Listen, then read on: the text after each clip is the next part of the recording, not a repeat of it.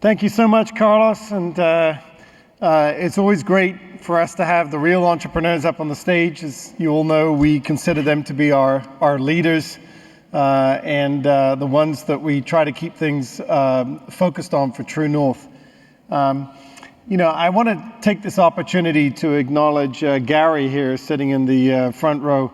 If you haven't seen it, if you didn't go to his session, if you need to take a look at that on the internet, we're very proud to say he's this week launching his new book on the entrepreneurial mindset. And Jen is so proud of our partnership with you over the many years in helping us to really dig deep into understanding what is this characteristic and how can it be powerful, I think, within not just our communities, but within ourselves. So I really want to thank you, Gary, for being here, coming all the way to Puerto Rico. If you've not met Gary Schoeninger, you should, and definitely go on the app, check out his session. We'll have all of the sessions, by the way, up on the platform, videos of them for you to look at as quickly as possible, but you'll have those to look at afterwards since you couldn't be at everything. I do want to take this opportunity to thank Carlos, our director, as you know, for startups, who of course has led the charge, and also to reinforce the work that we do for all of our founders on the front line by asking each and every one of you, and you're probably going to hear me say this 3 things, if there's one thing that you do when you go home for Jen, it would be this. Find people who know entrepreneurs in your community who would like to get on the global stage, or you go to the ones that you know and ask them to go to the Entrepreneurship World Cup and enter. And I just want to stress, the reason for that is not because we need to get lots of people entering competition. That's not what it's about. We've got plenty of people. But what we want to do is give an opportunity to every community in every country for their entrepreneurs to get to know the Gen community. And when they apply on that platform, that's the beginning moment when those entrepreneurs enter our community. Some of them, frankly, they fast track straight to me, and I'm like, you know who I need to introduce you to? Some of them will, of course, fast track to the leadership of our next panel, which is on the investor front. Some of them will fast track to other roles, but if you want to get involved with Jen and you're an entrepreneur, your opening entry point is indeed to join that competition. And the reason for that is because it forces you to actually tell us something about your startup, about your idea, what stage you're in, what industry you're in, which really helps Carlos and his team of mentors, investors, and analysts go to work on your company. And Carlos is very modest about this, but you should see what they do for some of the companies that are ready to scale. I mean, he took a cohort of 12 companies, and they actually took them around the world and individually mapped them into the right markets that we felt were actually going to help them to capitalize and be successful. So we'll work on whatever level it is that those companies are needed, and of course, as you know, none of those things we do for them are things that ever has to cost them any money. So there's nothing for them to lose, plenty for them to gain. If nothing else, they'll meet a lot of friends, a lot of peers. They'll be part of our Founders Club. They get to know that at least when they're ready to expand overseas, they'll know somebody to contact and say, you may not be the right person, but who is in Mexico City or in Beijing or in Tokyo? Great. Well, thank you so much indeed. I want to invite our next panel up. As we all know that money makes the world go round, but certainly in the investor community, it's extremely important that we've, as I mentioned earlier, got the right kind of formula at the right time.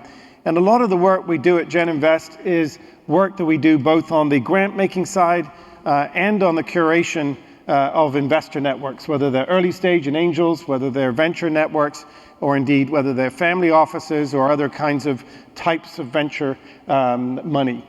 So I'd like to welcome to the stage, if I could, our next panel led by Alejandra Molina, who is in charge of Gen Invest. If you don't know Alejandra, you need to get to know her. She's awesome. And I'd like you to invite me to join. Joining with her is Luis from Wells Fargo, and our dear friend Carolyn Rods from our partner, Hello Alice. So please join me in giving them a warm welcome to the stage. Thank you. Alejandra Molina, Global Entrepreneurship Network. Luis Gonzalez, Wells Fargo, United States. Israel Pons, Angel's Nest, Mexico. Carolyn Rods, Hello Alice, United States. Hi everyone, so happy to see all of you here to learn a little bit more about GEN. I am managing the GEN Invest program, which is encompassed of 3 programs. We have first our Equitable Access program, our Small Business Grants program, and our Global Business Angel Network. The first 2 are most of the time local, so based in the US, and then the last one is our global initiative. But first of all, I want to say that these programs are aimed at supporting entrepreneurs, giving them funding to fuel the growth of their companies.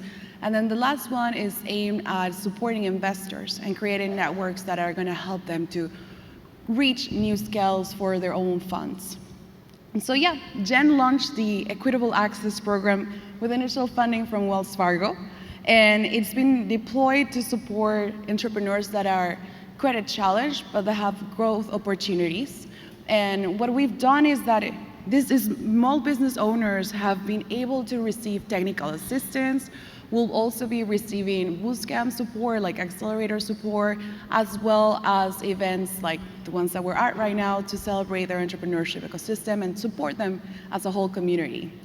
The program is going to also be part of our initiative with GEN Invest, but I wanted to first introduce you to Luis Gonzalez, who is here with me from Wells Fargo. He's been supportive of this initiative. This program has been able to support so far more than 60,000 entrepreneurs with technical assistance to teach them financial health. And we've done all of this also with the support of the marvelous team of Hello Alice, and we have here Carolyn Rods too. So I'm going to start by asking some questions to our panelists, and I will start with Luis. And the first one is, why did Wells Fargo decided to support this pioneering program as Equitable Access program, and why do you think it's important for the Wells Fargo Foundation to support initiatives like this? Well, thank you for being here, Alejandra, and thank you again. I hope everyone's having a great conference at GEN. And as she mentioned, one of the things we talked about here is ecosystems. And one of the things that sometimes are overlooked is philanthropy and the role philanthropy can play in those ecosystems. And so when we were approached and we were thinking of innovative ways that we can use philanthropy to generate support for entrepreneurs, we were looking at one of the biggest issues that we know a lot of small businesses face. Coming from a small business myself, understanding that, we knew the challenges that people have or businesses have accessing capital, accessing credit. And so when we were looking at this and we were trying to come up with an innovative way for us to address that access to capital issue, we knew that we can use philanthropy to test models that otherwise a traditional bank may not want to do because of the high risk. So one of the advantages that you have, and I encourage everyone as you go back to your communities to consider philanthropy as being a catalyst to make sure that you can address that risk, because philanthropy, our ROI is impact. We're looking to change the system. We're looking to create and generate ways how philanthropy can create new systems, new approaches, mitigate risk, and do things that a traditional credit line or credit access would not be able to do because of the high risk, including investments. And I think now we're talking about a lot of equity investments as well. How can philanthropy offset some of that risk? And so one of the things we wanted to do as we approached GEN and Hello Alice was considering a way that we can use philanthropy to create a new model to address credit, a new way to create access to credit, and do it in a way that philanthropy can then leverage that investment. And so we created this Equitable Access Fund that you built out. We supported that to do 2 things, and I'm sure Carolyn will talk a little bit about this later. But one is a new financial scoring tool, which was unique because a lot of us know that the traditional credit system in the United States with the FICO scoring is how you leverage credit. But what happens if you can leverage credit differently for a small business? And that was intriguing to us. We said, that's right. How can we look at a new way outside of what traditional credit can do so that we can then leverage that and say, hey, how do we build something that we can support through philanthropy, take on that risk, and change the system? And that's exactly what we did.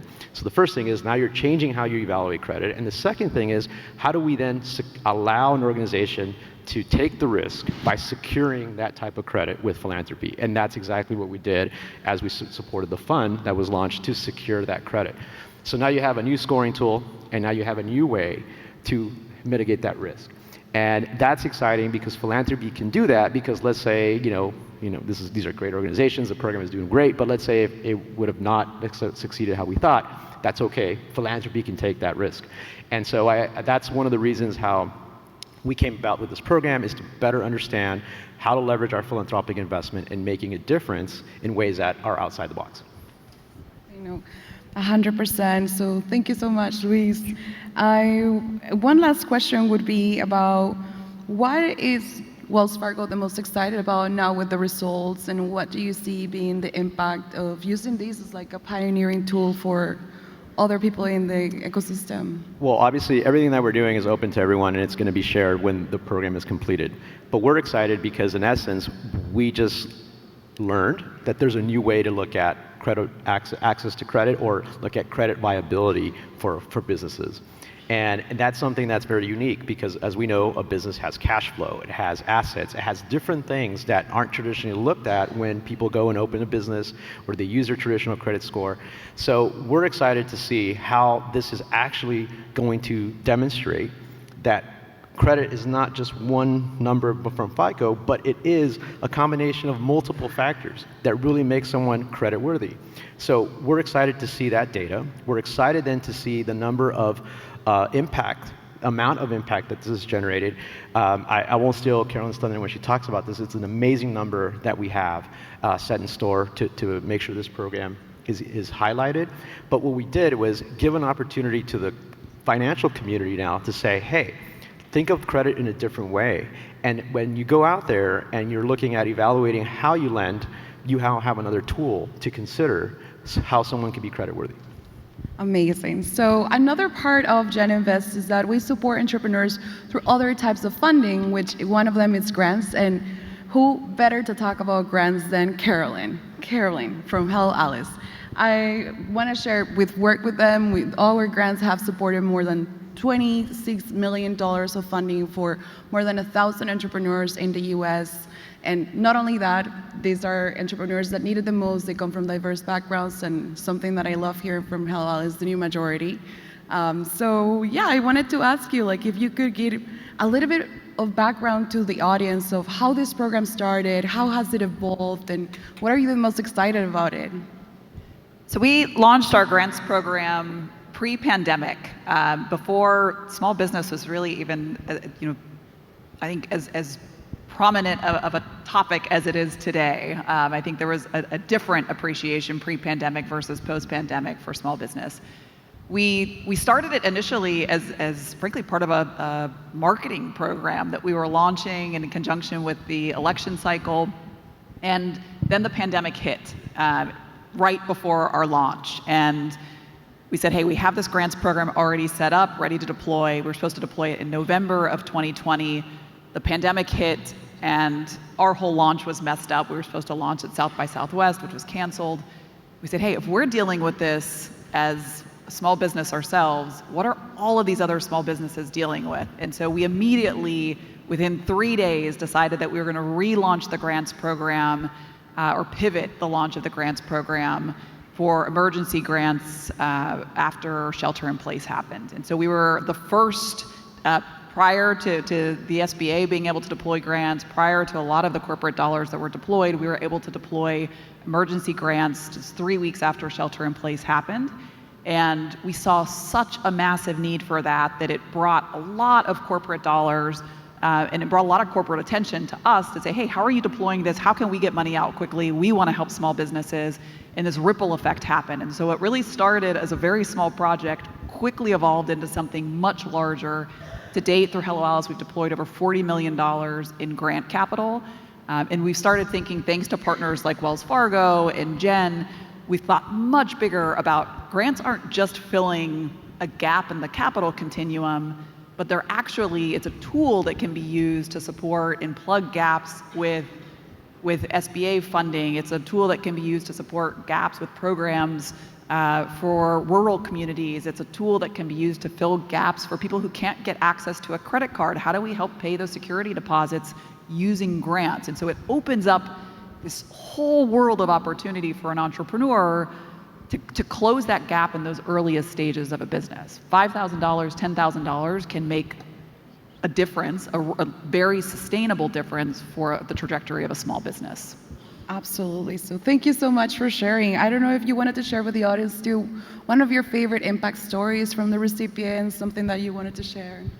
Sure. One of my favorites is Jessica Spalding of Harlem Chocolate Factory. She's a chocolate business based in Harlem, received a grant through Hello Alice in conjunction with the work of Jen, and was able to get packaging for her business. That led to being on Oprah's list of favorite things, which opened up a ton of opportunity for her. Also gave her the confidence that grants was a path for capital for her business. And she ended up securing over $100,000 in various grants, not all of them through Hello Alice, but there's a lot of opportunities out there. And so I think just giving a founder the confidence, but the other great part of that story is that she then told a restaurant, Reverence down the street, owned by Russell Jackson, who then told a florist down the street. All three of those businesses ended up getting grants through Hello Alice. And so I think there's such a ripple effect to, one, word of mouth, to the confidence that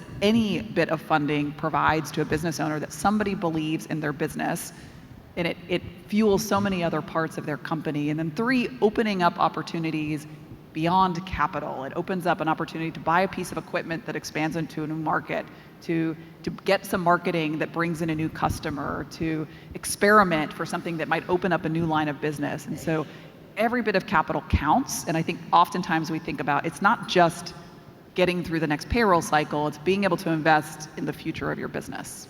Wonderful. So these are two of the types of funding that entrepreneurs can receive, and one of them that we want to talk about is our Global Business Angel Network as well. We have here Israel Pons, who is part of our board. We wanted to share that GBAN has 94 members from 66 countries around the world, and we're actually going to be having a Gen Invest Council meeting in a little bit at 11 a.m. where we're going to be discussing an amazing launch. But yeah, Israel, I wanted to ask you if you could share also a little bit of background on how GBAN supports the education and development of investor ecosystems around different regions. Yes, thank you. So what does GBAN stand for? Is Global Business Angel Network. We're part of Gen Invest. And it's a vertical of Gen that normally doesn't get seen a lot by the entrepreneurs or by the organizations that come to the event. And we want to say, look, we are bringing in more investors, more angel networks from around the world so that you can have access to this capital. We call it the smart capital. We call it the capital of the highest risk that it can exist. And we want to bring it together. What normally happens, and we have spoken about this before, is that you as the audience, entrepreneurs and organizations are in charge of developing the ecosystems in the regions where you are, normally don't have access or have the contacts with the ones that have the investment side of things. And we normally get complaints about saying, look, where are you guys? Because you never come to this type of events. How do we access? And with Gen Invest, we want to tell you, we are here. Come to us because we want to know what sort of entrepreneurs you have in your region that we could invest in. So one of the main objectives that we have is create angel networks around the world, especially in emerging markets where we know there is a need of training, certifying, and operating angel networks that can actually deploy that investment into your entrepreneurs. One of the things that I say to businessmen and women that becoming an angel investor or early stage investor is that obtaining your degree at university. You can be a successful student at university, but not until you get your degree and your final exam, then you definitely have come out of university.